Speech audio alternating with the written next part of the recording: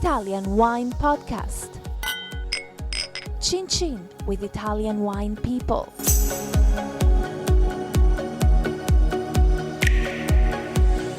Hello, this is the Italian Wine Podcast. My name is Monty Waldin. My guest today is Luca D'Andrea. Luca is the export manager for the Giovanni Corvezzo Winery in the Veneto. Welcome. Thank you very much to invite me here to present our reality. Okay, just tell us a little bit about the history of the winery. Yeah, the history, it's quite simple because 6 years ago we started from really simple farmers, a couple of hectares, and then during the age we grew up, especially from the father of Giovanni that... What was his name? Renzo, that is really historical and actually still on the winery. So did Renzo start it after the Second World War? Or was it a little bit later than that? When did Renzo start? And then when did Giovanni take over? So Renzo take the winery around 1980, 1975, okay? Mm-hmm. So it started to grow hectares by hectares to arrive on 2007 on under 60 hectares. Is that large for your part of Veneto? Yeah, especially because we planted mostly Prosecco and Pinot Grigio, but it's quite a big company, by the way, but only in agriculture because we don't buy any kilos of grapes or wine because we are totally agriculture way. So you're 100% estate winery, growing your own grapes. What are your main wines and how much Prosecco do you make in terms of percentage? 70%. 70% is Prosecco, 20% is Pinot Grigio, and then 10% mix of white and red wine, mostly Raboso and Pinot Noir. Okay, that's quite interesting. You've got the two sort of ace cards in Italian wine, Pinot Grigio and Prosecco. Yeah, sure. Tell me a little bit about the terroir. So our terroir is mostly deep clay, okay? No chokes, even because it's from two big rivers, Piave and Livenza, and that is mostly characterized by deep clay. That's normally when we planted all the vineyards, mostly on 15 years ago, we make a lot of work to have a really drainated ground and to don't have too much rain, to don't have much humidity on the soil, and to have really balanced, so to have a really healthy vineyards, especially because 10 years ago we start our process on conversion of organic that we took as 2 years ago as one of the biggest organic winery in North Italy, totally certified organic, and even the winery is totally certified vegan.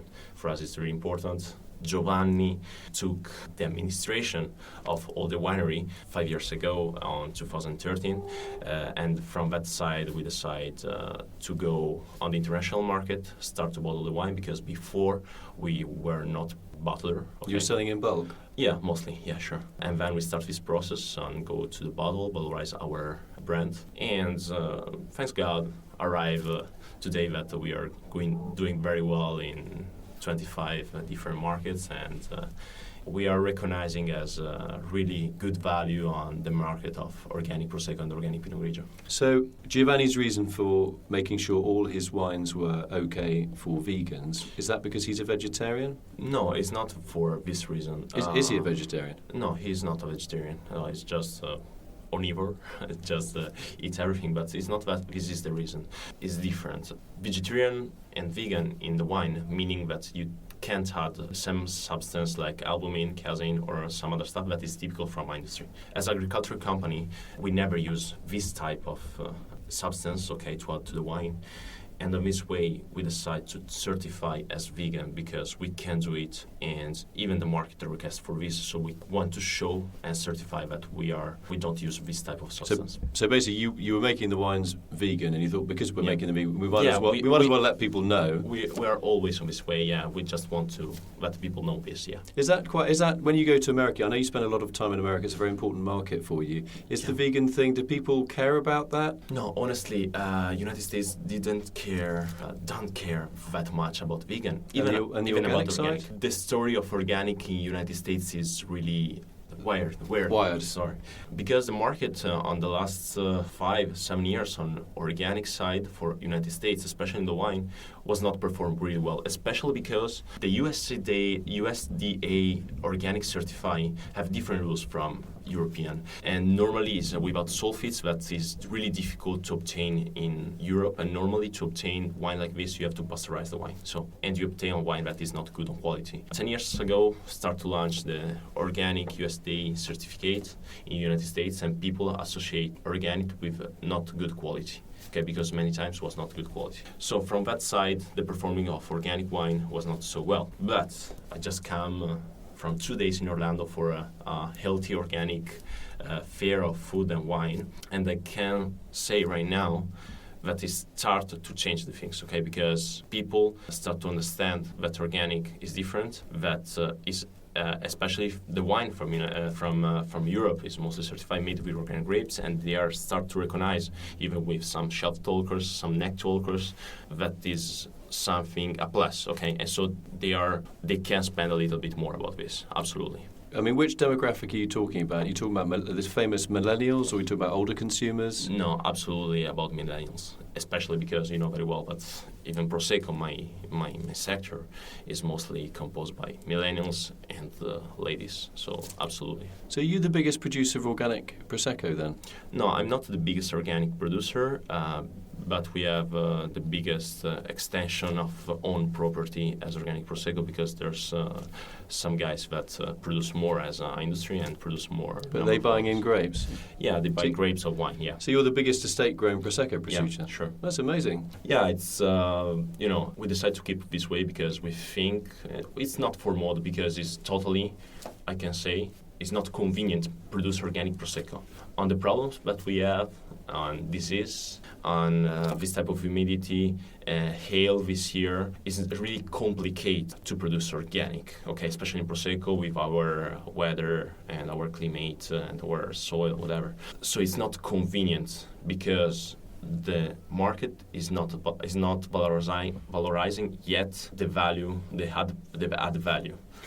Just for Prosecco? For Prosecco and Pinot Grigio to organic, okay? But that's surely going to change. I mean, I've heard a lot of people say that. Obviously, Pinot Grigio, people just want Pinot Grigio. They just want Prosecco. They don't really care if it's organic or not. But I'm convinced that will change. What I find interesting about what the winery's done is the fact that you drained the soil. I mean, if you were going to be organic on a very heavy soil, that didn't drain well, I think you'd have had real problems. The fact that the soil was drained must have made it easier for your winery to take the organic route. Yeah, absolutely. It's not easy. It's really difficult, I can say. Even if we start to talk with Giovanni, it's so hard. And the father of Giovanni, when we start all the process of conversion, tell us, okay, guys, you are crazy. Totally one time going this way, but we just said, okay, this is our way, this is our future, we want to take care, we don't want to use dissolvants, anticritigams, chemicals, we don't use this, okay? We are researching every day to use less copper because we don't like to use a lot of copper. So copper is for downy mildew for those. Yeah, absolutely, and we using just don't use copper. We are using rock powder, bicarbonate, just to dry the grapes and to have a better vineyards. But you have to understand very well that many times the organic vineyards is not as much beautiful as the conventional one, because you're saying that they don't look as good. Yeah, they don't look as good. Yeah, absolutely, it's different. It's a different concept, because normally the great difference from conventional and organic. Conventional is really. It's like we can make a pair with the humans, okay? On conventional side, there's rain, there's cold. You go outside, okay? If you get something, if you get sick, you cure with some medicines, okay? In conventional side on vineyards, it's the same. You have any disease, you cure with some medicine. That is dissolvants, that's for the grass, anticritigams or other stuff, okay?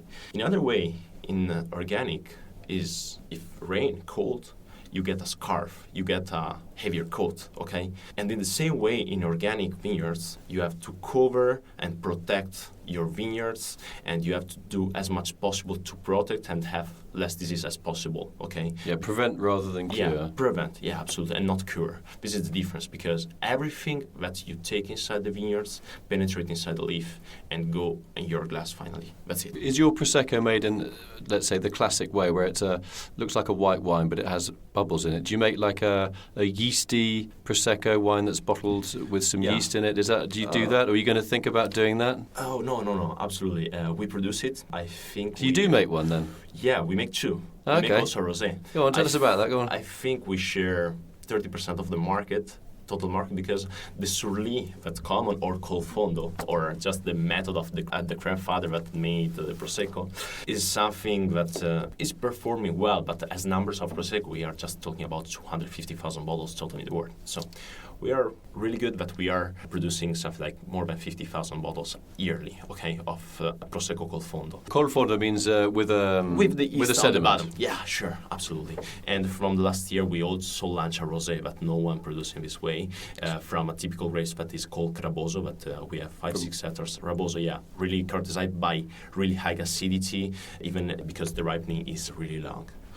How pink is the color of the Raboso Col fondo? This was the big problem, because the first year that we made it, we had too much contact with the skin, and with the yeast inside, looks like brown. So it was so bad. But was it drinkable? Did it taste good? The taste was so good, but even the eye need a good part for everyone. So after 1 year of training and make this wine, we arrive at a good result with a really no maturation, just soft press of this type of grapes, and with a really pale color that with the yeast looks like so good. And even because we use a really particular bottle that is clear, is white, so it's you can look inside what there is inside.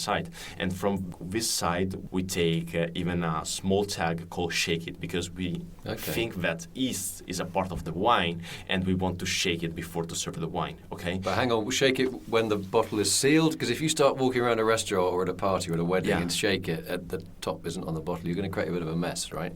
No, but by the way, it's really something different, Everyone wants to be a bartender. Be a bartender with the wine, so it's just frizzy. It's not like a spumante, and have 2.5 bars. So when you take the cork off, you don't have problem that the bubbles goes off. Okay, I'll take your word for it. Absolutely. No, but it's really no problem. We make a lot of tests, and we are even joking a lot on this. We also established a really good website that is www.theorganicprosecco.com. It's not a commercial site. It's just our blog where we explain why drink organic Prosecco is better than drink organic conventional Prosecco, by the way. And we push a lot the question about the Col fondo method. It's a really different wine because it's only 10.5 alcohol. Okay, really light, totally dry, but you know very well in country like United States, it's not that easy to drink totally dry, but in fact 80% of our market is United States of a type of wine, especially in New York or even Midwest in Minnesota, Florida perform really well. So what's happened on this side? That we are trying to creating and to communicate very well that is really integral, low sulfates, is like a social wine, okay? Many times we talk about what is the perfect meal to pair with wine. Okay, we don't think this. We like to drink the wine as social. It's just so when you say social, like with friends? Yeah, sure. And the question about, and the thing about the surly, the Col fondo method that we make, that we call, come on, shake it, okay? It's like Taylor Swift invented that. Anyway, yeah, something like this. Oh, it happened, We just really chill. We take in the middle of the table with whatever you want, fish, meat, pizza, pasta, whatever you like. It's high acidity wine, really dry, but fresh up your mouth really well from everything. And 10.5 alcohol, meaning that you don't be drunk easily. So you can drink and have a really good day, bubbles that is really freezes. So it's really social wine. It's not find the perfect meal for that type of wine. It's a fun wine. It's not a wine that you should get too hung up about with food. It's just a wine with your friends. Absolutely, with friends, but also with food. No, because it's not really easy to drink that type of wine just alone, like be a rosé or a Pinot Grigio. It's not that style. It's totally high acidity. It's inside a little bitterness. So it's a different style. But when you are with your friends, some good foods on the table, even a picnic, so it's great, absolutely. Do you think this Col fondo style will catch on for Prosecco? Because all these big, it's a brand, isn't it, Prosecco, effectively? So yeah, all brands have to constantly reinvent themselves. Is that one route you think that could become viable? Or is it, I mean, it's obviously more expensive to make it with the yeast in the bottle. So in the last 2 years, I know very well the market, and I can tell you that even the big monopoles of Scandinavia is looking at this style, really on the small volumes, but it starts to look. So I think that to identify a small part of the market, identify and have a good perform on the brand Prosecco could be useful to have this. But many producers going on produce this style only without the appellation Prosecco because it's only allowed to be 2.5 bar maximum. But I think that right Prosecco on this style could help us to brand it more and more Prosecco and just add the value. Absolutely. It's not easy. We think about Prosecco, not far from 500 million bottles. Think about organic, 12, 30 million bottles total in the market. Think about col fondo, 250,000 total in the market. But as you know, the Prosecco is a young appellation. It's not much years that is out. It's in the last 7-8 years booming. Absolutely. The way in front of us is long, but I think that if we want to believe in stuff like this, we can do really, really well, even on Prosecco, that everyone around the world is saying, oh, at the end, in some years, we'll finish. I hope not. Yeah, I hope not as well. So I want to say thanks to my guest today, Luca D'Andrea. Thank you very much, of Monty. the Giovanni Corvezzo Winery in the Veneto. Really interesting to hear about your Prosecco, about your approach to organics. And shake it. Shake it, and about your views on the American market. Shake my hand. Thank you very we haven't much, got a bottle Monty. to shake, I'm afraid, Yeah, but a handshake will do. absolutely. And I hope to get you back on the show in the future to see how this Col Fondo Prosecco project develops. Absolutely. Thank you very much, Monty, for this interview. Grazie mille. Follow Italian Wine Podcast on Facebook and Instagram.